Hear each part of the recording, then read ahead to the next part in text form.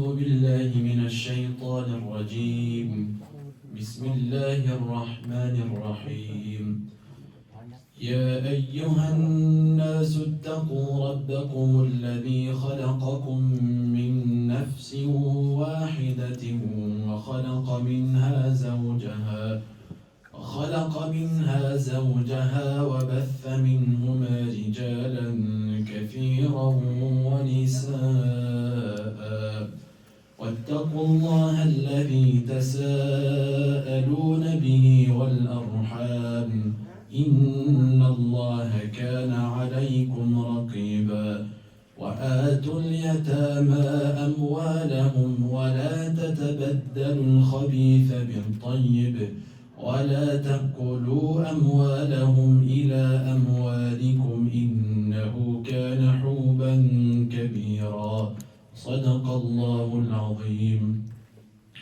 بسم الله الرحمن الرحيم. الحمد لله رب العالمين والصلاة والسلام على أشرف الأنبياء المرسلين وعلى آله وصحبه أجمعين. Last week we dedicated an entire session to explain and give us an introduction into the fourth surah of the Quran, Surat An-Nisa. We explained that this surah is a Madani surah. A Madani surah refers to that surah which was revealed to Rasulullah sallallahu alaihi wasallam after he migrated from Mecca to Medina. And the theme of the Madani surahs is Islamic rulings and laws, whereas the theme of Makki surahs were behind establishing Tawheed, the oneness of Allah, and the Risala and the prophethood of Rasulullah. Because when the early revelation was revealed to Rasulullah in Mecca, many of the Muslims, they were new to Islam. So they needed their Iman to be strengthened. And then when they came to Medina, after being Muslim for a while, now was the time for Allah Ta'ala to send down laws and rulings. We explained that Madani Surah refers to those surahs, majority of which is speaking about Islamic laws. In fact, Surat An-Nisa is the surah which contains the most legal Shari'i rulings throughout the Quran. There is no surah which has more Islamic rulings than that of Surat An-Nisa. And as one may suggest from the name, this surah is known as Surat An-Nisa, the surah regarding women. One may suggest that this refers to rulings that have to do with women, that have to do with orphans, that have to do with a family life as well. So many rulings in the surah are pertaining to family life, the rights of the wife, the rights of the husband, the rights of women, the laws of inheritance, the rights of orphans, social life, community life. All of these laws and rulings are explained thoroughly in this beautiful surah. And we explained previously, and it is important to mention again briefly, that Islam was the first to give the rights to the woman before any civilization can claim that they gave the rights to women. And we took a few examples. Very briefly, we will mention the examples and move on to the first verse of the surah. Prior to Islam, there was a concept of burying alive children, especially when it came to girls. When a father or a mother, they gave birth to a daughter, many a times they would bury this girl. And when Islam came, this was completely abolished, as Rasulullah sallallahu alaihi wasallam said, "Inna Allah harrama alaykum wa'd al-banat." Allah subhanahu wa ta'ala has prohibited to bury the girls alive. Also, sometimes they would bury and kill them out of poverty. Allah Ta'ala said, وَلَا تَقْتُلُوا أَوْلَادَكُمْ خَشْيَةَ إِمْلَاقٍ. Do not kill your children out of fear of poverty. And when we looked at the West in the ancient Greece and Rome, there was a concept known as exposure. And this concept was that the parents, they would expose their children. They would leave them out in the wild, in the wilderness, and they would die out of extreme hunger or extreme thirst, or they would die by animal attacks, or they would drown them. So this was actually legal, and we can find it in their scriptures and their literature as well. But after a while, it became illegal, but prior to Islam this was going on in the European countries and the West as well. Then we looked at the concept of education, and this is another concept and topic where people they point fingers at Islam that we prohibit the woman from education. Whereas more than 1400 years ago, Rasulullah sallallahu alaihi wasallam not only encouraged but obliged the woman to seek religious knowledge. In a hadith where Rasulullah sallallahu alaihi wasallam said, طلب العلم فريضة على كل مسلم ومسلمة. Seeking religious knowledge is obligatory upon every single Muslim, male and female, not only for the men, but for the female as well. We find Aisha radiallahu ta'ala anha, she was one of the greatest scholars. Even from amongst the men, she was one of the greatest, more than some of the Sahabas. From her we come and we have more than 2,000 ahadith. And she also had many students as well. So she was a scholar, she was a teacher, she had education.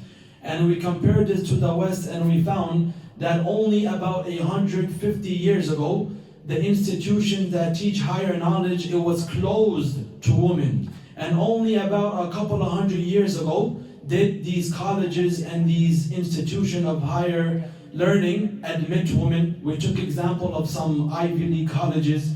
For example, we took the example of Yale, which was opened in 1701, and the first year they admitted females was in 1969, almost more than 200 years later. Same thing with Harvard, was founded in 1636, and the first year they admitted women was in 1972. So in the beginning, they used to prevent the woman from higher education until just 100 or 200 years ago. We explained the ruling of the rights to own property. When a woman would get married, automatically all of her wealth and property would belong to the husband. And the husband can do whatever he wants with it. He can invest it, he can keep it, he can give it to whoever he wants.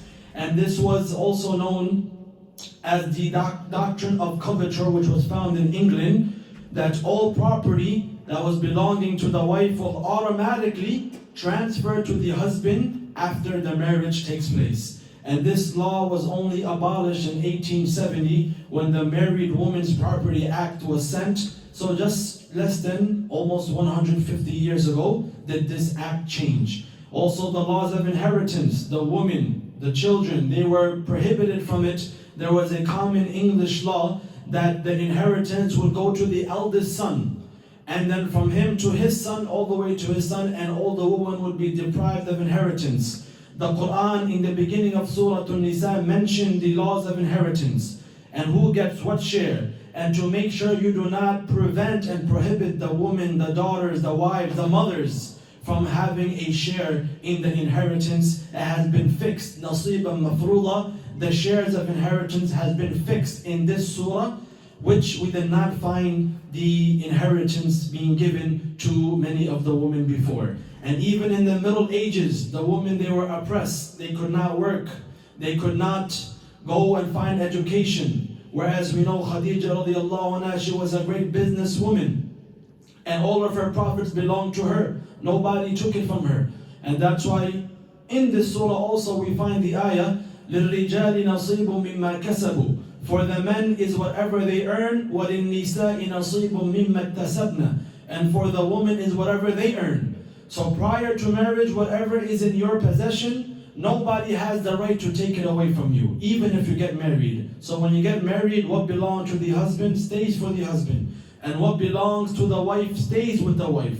And it will continuously stay with them, and it will not be mixed and transferred for no reason until one passes away and it gets inherited amongst the rightful heirs. So all of these rights were there in the Quran, in the Sunnah, more than 1400 years ago, and many, many more examples. It was only 150 to 200 years ago, towards the end of the 19th century and the 20th century, where the West, they started giving the laws and protection to the women. But the Quran gave the protection more than 1440 years ago, and we find many ayat which are numerous to mention. And also the law of divorce, which is another finger the people they point at Islam.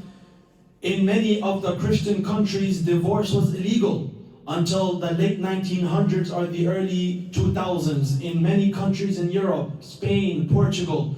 And I mentioned that there are still currently 2 countries that make it illegal to divorce. In Philippines, for the Christians, the laws are different for the Muslim, and in Vatican City. These 2 countries, it is illegal to divorce. So if a woman is in a nikah or in a marriage with her husband, well, it doesn't matter what the husband is doing to her, it will be illegal for her to get divorced. We know in Islam, if the husband is preventing the woman from her rights, financially, bodily rights, all of these things, she can ask for a khul'a, or she can go to the Sharia board and present her case before the council and find her nikah to get annulled and void if it meets the right criteria. So all of these rights have been mentioned before. We dedicated an entire session to explain, to protect our religion, because this is a finger that is being pointed at us, and they do not understand the reality that it was Islam that first gave the rights to the woman, and we have to fully understand this and be able to protect our religion whenever it is being questioned.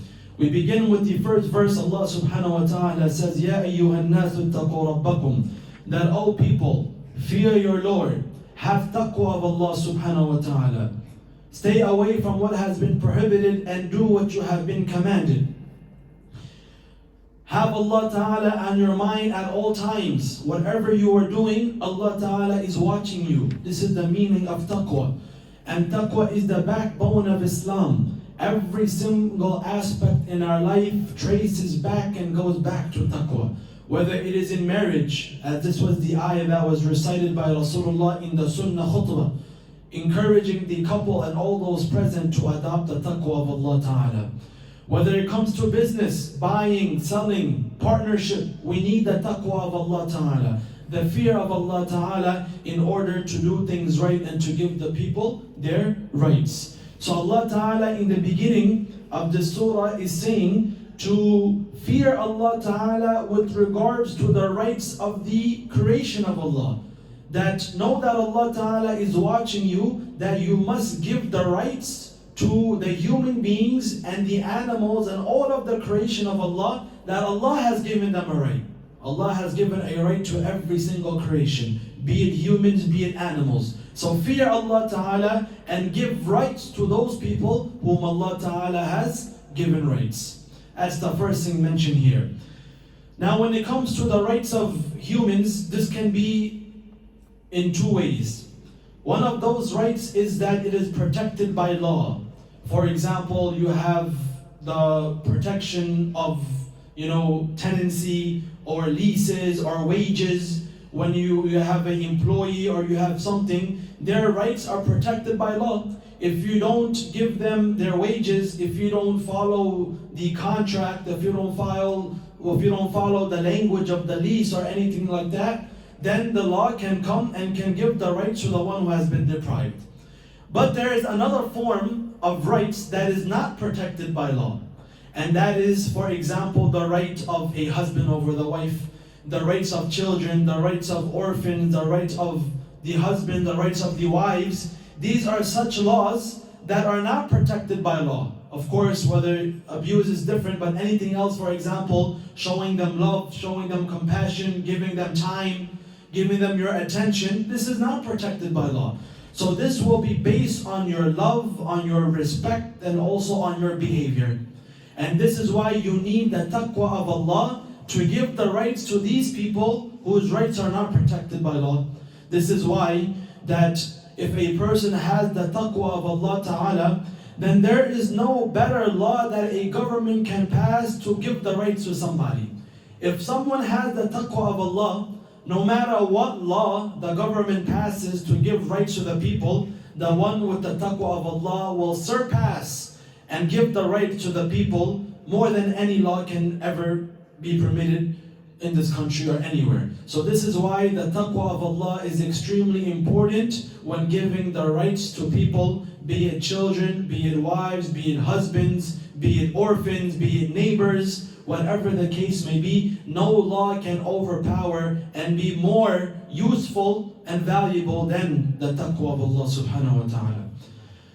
On the other hand, Allah Ta'ala then says, الَّذِي خَلَقَكُم مِّن نَفْسٍ وَاحِدَةٍ, that, O people, fear your Lord, the one who has created you from one soul. In other words, if you do not give the rights to the people because you don't fear Allah, then at least give the rights to the people out of sympathy of brotherhood.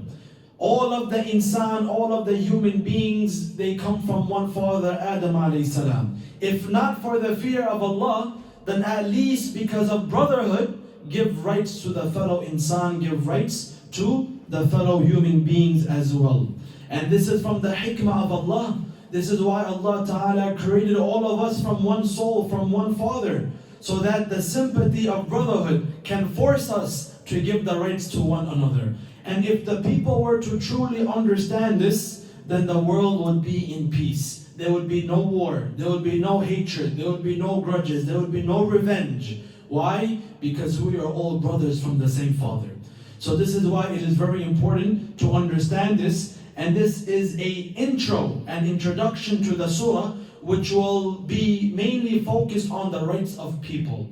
Be it women, which is emphasized, be it orphans, be it neighbors, be it relatives, be it parents. These rights are emphasized in the surah. So it's as if the initial verse of the surah is an introduction to what is going to be mentioned later on in the surah.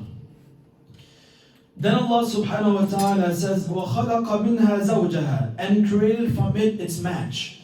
In other words, Allah ta'ala created Adam alayhi salam, and created for Adam alayhi salam Hawa alayhi salam, and minhuma بَثَّ مِنْهُمَا رِجَالًا كَثِيرًا وَنِسَاءً, and spread from them many men and many women. So from Adam alayhi salam and Hawa came the creation, came the human beings. وَاتَّقُوا اللَّهَ الَّذِي تَسَاءَلُونَ بِهِ وَالْأَرْحَامِ, and fear Allah Ta'ala with regards to the one in whose name you ask your rights to be given. And notice over here, Allah Ta'ala mentioned the word taqwa 2 times. Once in the beginning where He said, "Oh people, fear your Lord." And towards the end of the ayah, He repeated and emphasized again, وَاتَّقُوا, fear Allah again. Double taqwa is used when it comes to show the rights of the human beings. Hukukul ibad, the rights of human beings, is extra emphasized in this verse. In one verse we find the taqwa of Allah being mentioned twice. So what is this part of the verse trying to show? Many a times we want our rights to be given in the name of Allah Ta'ala. We ask people, we tell people, fear Allah. Fear Allah, give me my property, give me my right, give me my wealth. Don't you fear Allah Ta'ala? So the same thing should be the other way around. We should also be giving people their rights because we should fear Allah Ta'ala. We want our rights to be given and we ask for our rights to be given in the name of Allah. We should also give rights to the people in the name of Allah Ta'ala as well. So we should not be hypocrites in the sense that when we want our rights to be given, we are telling people to fear Allah. But when we are in the other way around, we do not want to give the right to the people and we forget about the taqwa of Allah. We forget about Allah Ta'ala. So we cannot be hypocritical that when it is for our benefit, we tell the people fear Allah and have taqwa. But when it is against us, we forget about the taqwa of Allah Ta'ala. So this is why Allah Ta'ala is saying when it comes to the people, in whose name is Allah Ta'ala that you want your rights to be given to you, give the right to the people likewise in the name of Allah Ta'ala. Wal arham, and fear Allah Ta'ala with regards to the relatives. Again, the taqwa is made ataf and connected to giving the right to the family. And this is a topic on its own. Some hadith Rasulullah sallallahu alaihi wasallam mentioned with regards to the rights of the relatives, which is also going to be mentioned later on in the surah. Allah Ta'ala said, "Man ahabba an yubsata lahu fi rizqi wa yunsa'u lahu fi athari falyasil rahimah." That the one who wants his provision and his wealth to be extended and increased, and the one who wants his life to be prolonged, he should maintain family ties with his blood relatives. Also, we know the ayah that is recited, every single khutbah, إِنَّ اللَّهَ يَأْمُرُ بِالْعَدْلِ وَالْإِحْسَانِ وَإِيتَاءِ ذِي الْقُرْبَى. Allah Ta'ala commands you to maintain justice and to give the rights to the relatives as well. Abdullah ibn Salam, when he first came to Medina, the first words that were mentioned to him by Rasulullah sallallahu alaihi wasallam was يا أيها الناس أفشوا السلام وأطعموا الطعام وصلوا الأرحام وصلوا بالليل والناس نيام تدخلوا الجنة بسلام. That, O people, spread salam amongst one another. وأطعموا الطعام, and feed the needy people. وصلوا الأرحام, and maintain family ties. وصلوا بالليل, and pray in the night while the people are sleeping. تدخلوا الجنة بسلام, you will be able to enter Jannah with peace and safety and security. Also, Rasulullah sallallahu alaihi wasallam mentioned at the time of sadaqah, to give to the needy relatives is double thawab. One reward is based on the fact that you are giving sadaqah to the needy. The second part of the reward is that you are maintaining family ties and giving rights to your relatives. So double thawab when giving sadaqah to your needy relatives. Also, on the other hand, the hadith which mentioned the one who give a cold shoulder to the relatives and the one who abandon their relatives, Rasulullah sallallahu alaihi wasallam said, لا يدخل الجنة قاطع رحم. Such a person will not enter Jannah who breaks family ties. And of course, not entering Jannah refers to dukhuli awwali, not being amongst the first ones who enter Jannah, because we know that all of the Muslims, sooner rather than later, they will be entered into Jannah. But these hadith mention that you will not be able to enter Jannah first. You will first have to go into the fire, cleanse yourself, and then when Allah Ta'ala wills, He will take you out. So one of those that will prevent you from entering Jannah in the beginning is a person who does not maintain family ties. Also, not only is it detrimental on an individual basis, but also on a communal basis as well. Rasulullah sallallahu alaihi wasallam mentioned, لا تنزل الرحمة على قوم فيه قاطع رحم. That the rahmah and the mercy of Allah Ta'ala will not come down upon such people when there is a person amongst them who is breaking and not maintaining family ties. So it is very important Allah Ta'ala connects the taqwa of Allah with maintaining family ties. So it is very important that we maintain ties with our relatives. We ask about them, we give time to them, we visit them, we talk to them, we ask about them. This is very important. Then Allah Ta'ala ends off the verse by mentioning, إِنَّ اللَّهَ كَانَ عَلَيْكُمْ رَقِيبًا. Indeed, Allah Ta'ala is watchful over you. And this is the appropriate ending to the ayah, because Allah Ta'ala is saying how you treat other people, the rights you give them, the rights you deprive them from, Allah Ta'ala is watching. Allah Ta'ala sees how you are treating other people as well. The next ayah, Allah Ta'ala moves on and speaks about the rights of orphans and some other ayat later on as well. Allah Ta'ala says, وَآتُوا الْيَتَامَى أَمْوَالَهُمْ. Give the orphans their rights, their property, and their wealth. Why is the rights of orphan mentioned immediately after the previous ayah? The previous ayah mentioned ties and maintaining family ties. And now this ayah mentions about orphans. What is the relationship and connection and correlation between the two? It is that many of the times, those people who are taking care and have the guardianship of the orphans are the own relatives. So not only should you be taking care of orphans because they are orphans, but also because they are your relatives. And the previous verse just highlighted the importance of treating the family well. So there is double rights of the orphans. One that they are orphans, one that they are your relatives. Because most of the time, those who are taking care of the orphans are the own relatives. Now, what is considered a yatim? Who is a yatim? A yatim consists of two things. Number one, that the father has passed away. So if there is a person whose mother has passed away, he is not a yatim. Rather, in the terminology of animals, in animals, when a mother passes away, that animal is treated as a yatim. But when it comes to humans, when the father passes away, then a person can be classified as a yatim. Number two, the person must be a child. So if a person is now at the age of bulugh, you cannot call him a yatim anymore.